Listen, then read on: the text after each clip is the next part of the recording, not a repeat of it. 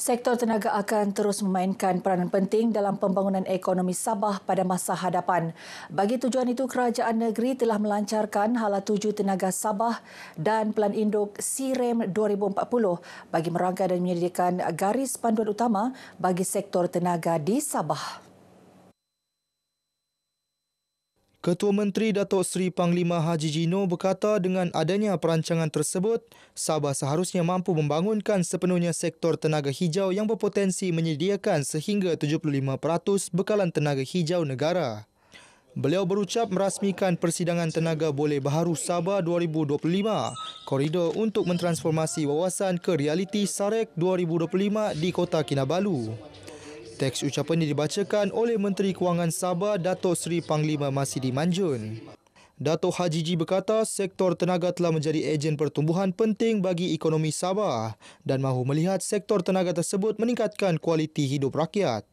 Kerajaan negeri juga telah mengenal pasti sektor ekonomi baharu yang membabitkan penerokaan sumber marin dan perairan Sabah. Sementara itu, Dato' Masidi ketika ditemui media memberitahu kerajaan negeri memerlukan masa bagi membangunkan penjanaan tenaga menggunakan teknologi penukaran tenaga termal lautan (OTEC).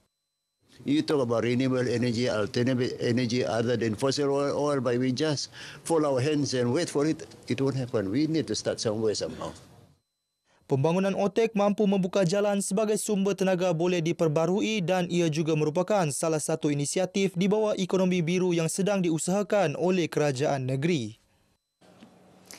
Pentas Alap Bana, persembahan teater musikal budaya yang mengangkat keunikan seni warisan Sabah di atas satu pentas, akan berlangsung pada Sabtu ini di Auditorium Jabatan Kebudayaan dan Kesenian Negara JKKN Sabah. Persembahan tersebut juga akan disiarkan secara langsung bermula pukul 8.30 malam selama 2 jam menerusi pelbagai platform dan aplikasi seperti RTM Klik, Facebook RTM dan Sabah FM. Pementasan teater musikal yang dibawakan oleh RTM ini mengisahkan pengembaraan seorang pemuda atau tanak wagu Sigalik dilakonkan oleh Mister Keamatan 2023 Tommy Gideos mencari cinta sejati si jelitawan Bajau Samah Ratu Serimpak dilakonkan Bella Astila.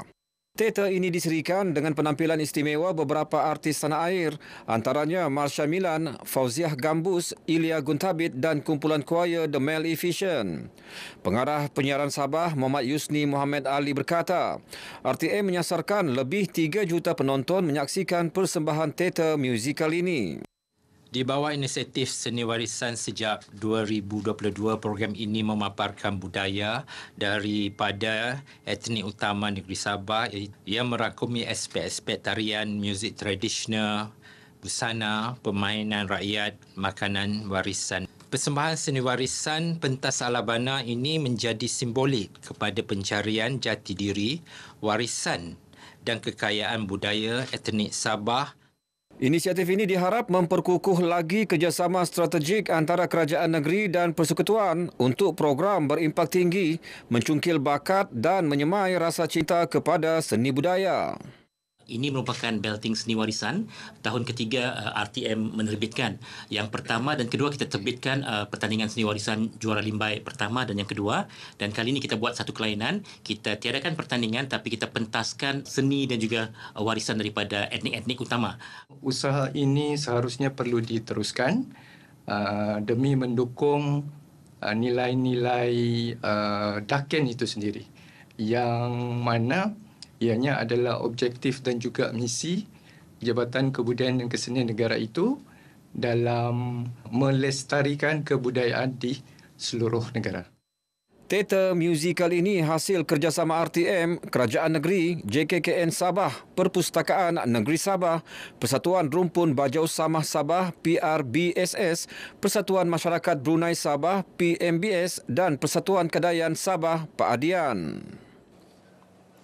172 penduduk daripada 33 keluarga terjejas kebakaran di Kampung Batu Putih, Batu Tuju Sandakan yang berteduh di Pusat Pemindahan Sementara PPS, Program Perumahan Rakyat PPR Batu Putih, kini dalam keadaan baik. Mereka turut diberikan pemeriksaan kesihatan dan perubatan oleh kaki tangan Pejabat Kesihatan Kawasan PKK Sandakan.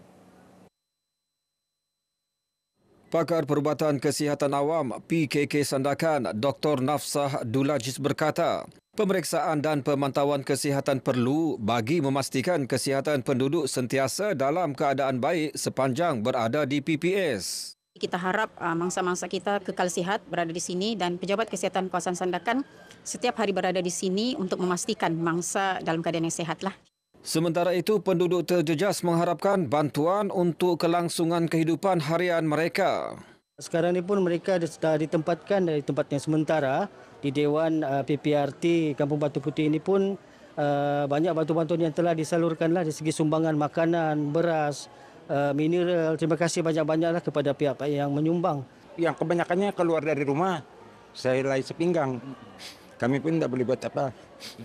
Kedai saya pun habis. Orang ini pun saya tidak tahu di mana. Saya pun susah mau cakap. Bantuanlah dari kerajaan, macam-macam lah. Kami pun ada ikasi dan harap kedai runcit saya sejarah puncak pencarian kami. Laki saya pun sudah warga emas, sakit lagi. Saya pun rawatan pakar juga, ada masalah kencing manis, kesihatan. Kebakaran di Kampung Batu Putih, Batu Tujuh Sandakan pada Rabu lepas memusnahkan 24 buah rumah. 2 buah sekolah di Kinabatangan ditutup bagi melaksana kerja-kerja pembersihan dan pembasmian kuman untuk mengekang penularan penyakit tangan, kaki dan mulut HFMD. Sekolah terlibat ialah SK Kota Kinabatangan yang akan ditutup 29 April ini dan SK Paris 3 yang ditutup sehingga 27 April ini. Pegawai Pendidikan Daerah Kinabatangan Dr. Dalmansa Tahil memberitahu setakat ini hanya seorang pelajar yang dijangkiti wabak berkenaan. Kita harap ibu bapa agar dapat mengambil langkah-langkah keselamatan di rumah. Dan kalau ada anak-anak yang rasa nampak macam gatal-gatal di mulut, di tangan tu harap dapat perawatan dengan segeralah. Meskipun tidak serius, Dr. Dalmansa menasihati ibu bapa agar sentiasa mengambil langkah-langkah keselamatan, termasuk mendapatkan rawatan segera di fasiliti kesihatan berdekatan sekiranya anak mengalami simptom HFMD. Yang di-Pertuan Negeri Tun Musa Aman dan isteri Toh Puan Faridah Tusin berkenan hadir ke Majlis Aidilfitri dan perjumpaan penjawat awam Persekutuan Negeri Sabah. Majlis yang berlangsung di Dewan Serbaguna Kompleks Pentadbiran Kerajaan Persekutuan Negeri Sabah itu dihadiri lebih 4,000 penjawat awam. Majlis turut dihadiri Ketua Menteri Datuk Seri Panglima Haji Hajiji Haji Nor dan isteri Datin Seri Panglima Datuk Julia Salak, Speaker DUN Datuk Seri Panglima Kazim M. Yahya, Setiausaha Persekutuan Sabah Datuk Seri Rosli Isa dan Pengarah Majlis Keselamatan Negara Datuk Yahya Sulaiman. Dalam majlis ini, Tun Musa turut menyampaikan sumbangan daripada pejabat Setiausaha Persekutuan kepada 20 anak yatim dari Rumah Anak Yatim As-Sakinah Kinarut. Dalam majlis berasingan, Tun Musa dan Datuk Hajiji turut hadir ke Majlis Pesona Raya Mutiara di Universiti Malaysia Sabah UMS. Majlis dihadiri kira-kira 5,000 pengunjung dengan 29 gerai dari setiap fakulti selain persembahan hiburan oleh mahasiswa Akademi Seni dan Teknologi Kreatif ASTIF UMS. Lebih 100 pelajar lepasan Sijil Pelajaran Malaysia SPM menyertai program Kem Kepimpinan A+1 selama 3 hari bermula Selasa lepas. Timbalan Menteri Luar Negeri Datuk Muhammad Alamin berkata, program itu anjuran Yayasan Pelajaran MARA YPM di bawah seliaan Majlis Amanah Rakyat MARA. Ia bermatlamat untuk memperkukuh jati diri dan memupuk ciri kepimpinan dalam kalangan generasi muda. Saya juga berharap dengan adanya program ini adalah program permulaan dan akan ada lagi banyak program yang akan kita buat dengan kolaborasi YPM, MARA dan mungkin banyak agensi kerajaan yang lain. Kita akan lihat kolaborasi yang lebih besar. Datuk Muhammad yang juga ahli Parlimen Kimanis ditemui RTM selepas menyempurnakan program Kem Kepimpinan A+1 peringkat kebangsaan di Papar. YPM turut membuka peluang kerjasama dengan pelbagai agensi kerajaan bagi melahirkan pelapis pemimpin masa depan negara. Paparan itu mengakhiri Berita Pagi Sabah kali ini menyusul selepas ini Berita Pagi Sarawak bersama-sama Bermawin di Kuching. Dari sungai hingga segara, Palestin pasti merdeka.